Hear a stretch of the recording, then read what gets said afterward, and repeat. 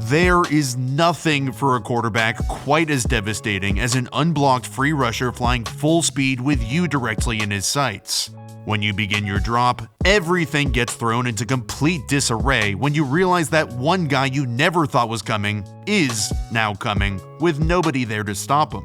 This completely disrupts any offense, which is a big reason why the Chiefs' defense ranks 7th in defensive DVOA, even though they barely have any star power at all. Their 73 unblocked pressures ranks 1st in the league, and Steve Spagnuolo's philosophy and scheme are huge reasons why. Today we'll dive into the film to figure out what that philosophy and overall scheme are, and then break down why they do what they do and how they implement them to wreak sheer and utter havoc. In a league where defenses have gotten lighter, quicker, faster, the Chiefs' defense has gotten heavier, stronger, slower.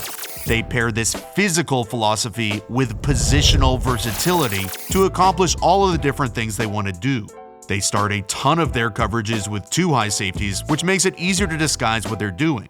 2 high has the advantage of taking away the deep ball, makes it easier to disguise coverages, but has the disadvantage of having one less guy against the run. When the Chiefs play cover 2 zone, one of their favorite coverages, which means there are 2 deep safeties, cause you're taking one of those defenders out of the box, you have the one less guy, which is where their physical nature must come into play. Having one less guy means if all 7 blockers block all 7 defenders, you have nobody extra to hit the running back. So the defense should lose every time. That deep safety is coming from depth to smash the ball carrier, and a safety 12 yards off the ball versus almost any running back is an absolute mismatch, so the Chiefs have been forced to install a physical brand of football, and they have. Watch the techniques of each of the defensive linemen.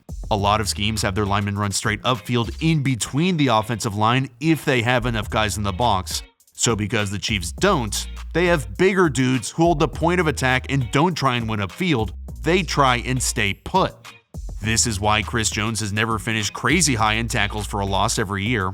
He's not flying upfield. However, the Chiefs as a team finished pretty high in TFLs. They were 9th with 87 because of their other core philosophy, positional versatility. Here they are in 2 high, so Russell Wilson thinks he has the advantage in the box 8 on 8. Because the Chiefs are versatile, they can roll their safety Justin Reed down to cover a receiver and create the advantage in the box and a minimal gain up the middle. Typically, this is a zone tell with nobody walked out over the second receiver, and typically you wouldn't want a safety covering a receiver, but that's what makes the Chiefs' defense so tricky to process and attack. The fact that they can get away with playing as much 2 high as they do and not get punished in the running game means they have all the advantages in the world in the passing game, and nobody can dial up insane 2 high coverages better than their defensive coordinator Steve Spagnuolo. He likes to start off the game in really basic cover 2 zone to lull the offense into a false sense of security for the rest of the game. Because they have the 2 deep safeties playing deep halves, the Chiefs can use their physical brand to bump the receiver to the line since the corners are playing underneath. This disrupts the timing of the offense while giving you protection over the top in case they whiff. And, oh yeah, sets up the Chiefs for all the stuff they want to do off these basic looks. You can see the Dolphins trying to stretch him deep early on. They try a play action pass to suck him up a bit. They don't bite. The corners can stay tight and minimize Hill and Waddle getting to top speed, and the safeties stay over the top, creating a nice safety net over the top. Now to get into some of the ways they get those unblocked pressures, cover 0 is one of their main approaches. We've talked a lot about cover 0 this year, damn near every week now. So not to sound like an absolute broken record here, but to quickly recap, it's straight man coverage, 0 deep safeties, which is why it's called cover 0, but that means you get to rush one more defender than the offense can block. It's the ultimate do or die play for the defense, sack or touchdown. But the Chiefs are different because they disguise it so well, which makes it challenging to beat. As an offense, you want to throw quick hitting passes against cover 0, hoping you can break a tackle, then nobody will be there to stop your receiver. But pre-snap, this looks like zone coverage. Man has a guy for a guy, and cover 0 almost never has these 2 safeties this deep, since you want to protect against those quicker hitters.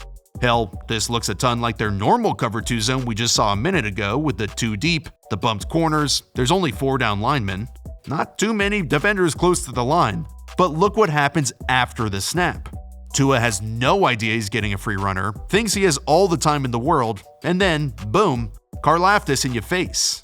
To a nose pre-snap, he is Devon Achane one-on-one with a linebacker, which is a good matchup.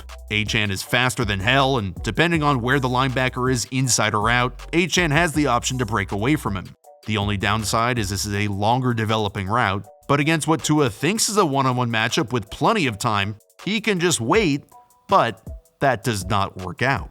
They just stay in these too high cover 2 looking coverages so often that they can consistently make educated gambles throughout the game, which creates big plays.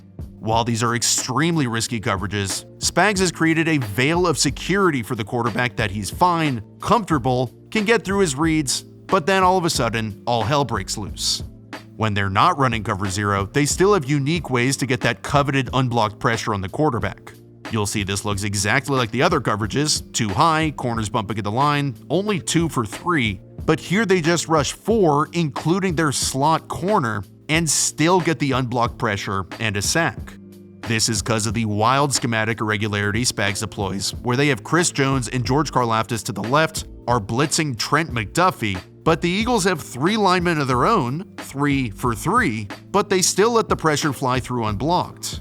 This is because Spags is in his absolute bag, where he calls a TE tackle end stunt, where Chris Jones penetrates outside so Karlaftis can loop inside, but also still has McDuffie coming off the edge. This is unconventional, because you're putting 2 defenders in one gap, which is frowned upon. They could run into each other, it gives Hurts an additional rushing lane, but here, even though the Eagles slide 3 towards that side, Lane Johnson, who gives up sacks as often as the Detroit Pistons win basketball games, doesn't see this coming, and McDuffie gets the sack.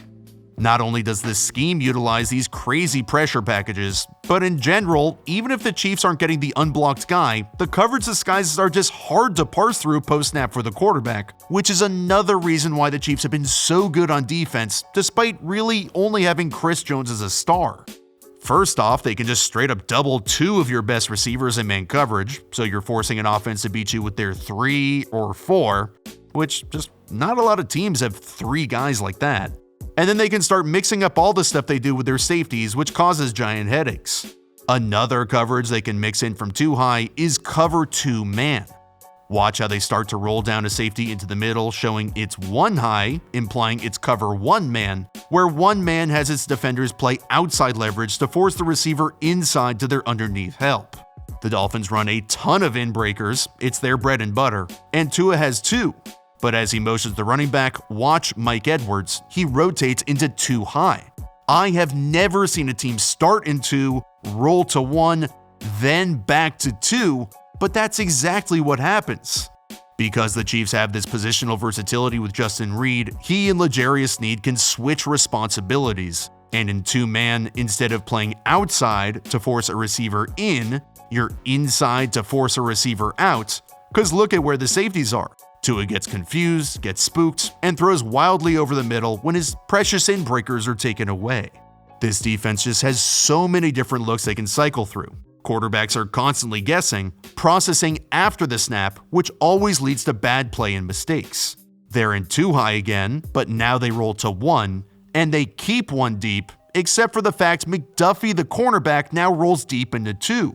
The positional versatility allows corners to play safety or vice versa. Anybody at any time can drop deep, blitz, drop underneath, anything can happen. They can start in 1 high and roll to 2. You can see how the inside leverage screws with what the Dolphins are trying to do here. And then they can also play this weird, ominous 3 deep coverage where they drop 2 guys into what coaches call a double buzz concept and take care of anything over the middle. In a year where the Chiefs' offense has dipped a bit, the defense has been there to pick up the slack. Spags has slowly built this unit over the past 5 seasons, and this 2023 version is easily his best. He's developed lesser talent over the years by molding them into the philosophy he's installed in Kansas City: power and versatility. Through dominating in the trenches with power and with physical corners, he's limited the run game and beaten up timing-based offenses. And through versatility, he's deployed a scheme that has quarterbacks guessing every which way because they can never get a beat on anything.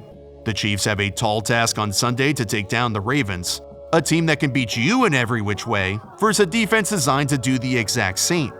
This matchup will be legendary. This matchup will be all-time, The winner of this game is going to win the Super Bowl.